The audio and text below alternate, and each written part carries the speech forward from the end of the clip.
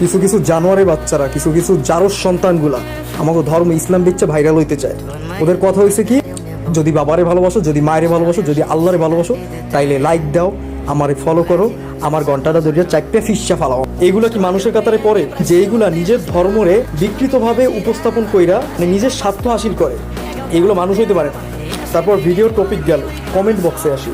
Comment বক্সে কি বলে, যদি মায়েরে ভালোবাসো তাইলে লাইক দাও, যদি প্রিয় নবী হযরত মুহাম্মদ সাল্লাল্লাহু আলাইহি ওয়াসাল্লামকে ভালোবাসো তাইলে লাইক দাও। আর আজকের আমি একটা কমেন্ট দেখলাম যে ডিরেক্ট লিখে দিছে, যেন ওইটা আমি নিজে বলতেছি যে আল্লাহর কসম আমি লাইক দেব, আল্লাহ মাফ করো।